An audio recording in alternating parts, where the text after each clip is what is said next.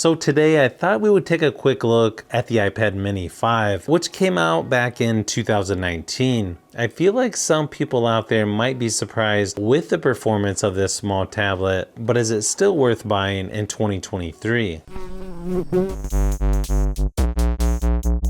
I've got the 64 gigabyte Wi-Fi version, but you can also get 256 gigabytes of storage. There's also a cellular version as well, but the base model is gonna start out $300 now versus about $500 for the iPad mini 6. Now obviously one thing about this older iPad, gonna be the bigger bezels on top and bottom, which makes it look like a smaller version of the iPad 9, but you get a 7.9 inch fully laminated display, 2048 by 1536 resolution, and it's got 500 nits brightness. This is definitely for somebody who likes the older style home button with Touch ID on the front. Again, very similar to the iPad 9. Interesting thing about the size of the iPad mini 5 versus the mini 6 is you get a slightly bigger screen on the iPad mini 6, but the body is actually bigger on this iPad because you've got the bigger bezels on top and bottom. The one place where I noticed the black bars do come into play is when watching YouTube videos, but luckily that's been updated, so now you can zoom in and you don't have to worry about that. It'll probably depend on which apps you're using, but you can also zoom in on apps like Netflix as well. Good thing is you can also watch YouTube videos on here at 2160p resolution, and overall still looks pretty good in my opinion, even in 2023.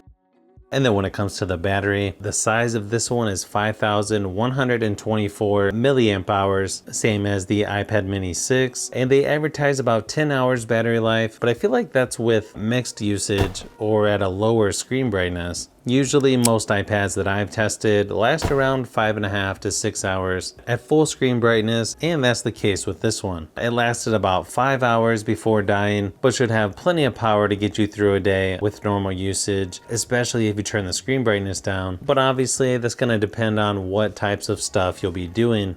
When it comes to performance, it's got the A12 Bionic chip, which is not going to be quite as good as the A15 that you get in the iPad mini 6. But if you compare this to more affordable Android tablets like the Tab S6 Lite or the Tab S7 FE, the iPad mini 5 is actually more powerful. Similar story when you compare this to other tablets around the 8-inch size, even though this is an older iPad. Also, when gaming on this tablet, everything looks really nice. You've got HD graphics, high frame rates on PUBG Mobile. I also tested out Apex Legends Mobile, and yeah, it handles that one pretty easily as well, although I think that game's going away, so kind of a bummer there. Everything that I tested plays fairly smooth, like Asphalt 9. It just looks really nice on here. Plus the size of this iPad definitely makes it a little easier to hold while gaming. It's easy to reach pretty much everything on the screen, and like I've said in other videos, I've always thought 8-inch tablets are almost the perfect size for gaming,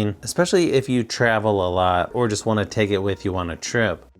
And then when it comes to the software, this one is currently on iPadOS 16.4.1. And if you go by what older iPads have been updated to, I'm guessing you would get another year or two of updates on this iPad, possibly more depending on what Apple decides to do. One thing some people may not like is the iPad still uses the older Lightning port instead of USB-C like on the iPad mini 6. So it can make things a little more tricky to get files off of with an external drive. Unless you're going to be using a Mac, then you could just use AirPlay, which is definitely a nice feature to have. You can also use the first gen Apple Pencil with this iPad as well. Maybe not as good as the second gen Apple Pencil that charges right on the side, but still a nice accessory to use, especially if you like to take notes, draw, or you just want to use it moving around the software. You just have to plug the end into the Lightning port, which can be a little awkward sometimes.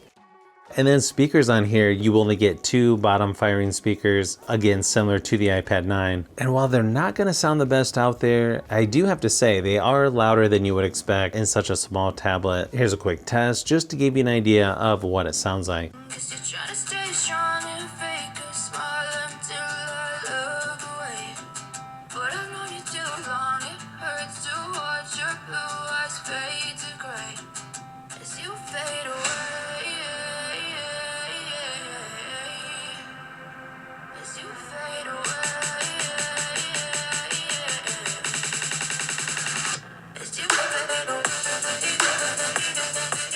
And then cameras on here, not gonna be quite as good as on the iPad mini 6, but still pretty decent for an older tablet. You've got an 8 megapixel rear facing camera that can shoot up to 1080p resolution at 30 frames per second for video recording, and then a 7 megapixel front facing camera, which is also gonna shoot up to 1080p resolution. The camera app is kind of what you would expect on an iPad, very similar to other Apple devices. And as long as you have good lighting, I think you can use this for Zoom meetings or video conference calls if you had to. Here's a few quick samples of photos and video just to give you an idea of what to expect.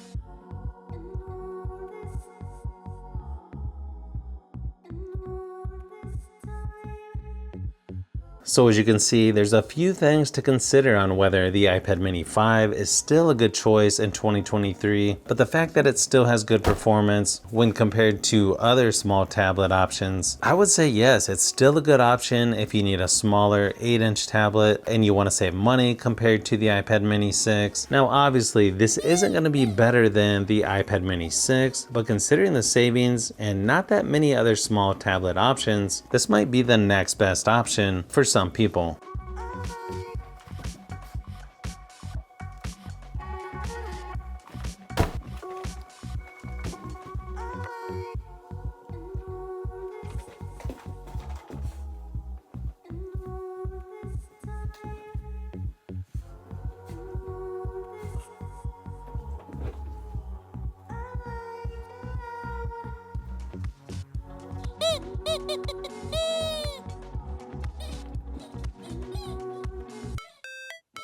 So if you've made it this far into the video, you may want to say thanks by subscribing, and don't forget to give a thumbs up if this video was helpful. This is Brian from Fishbee Productions. Thanks for watching, and I'll see you on the next one.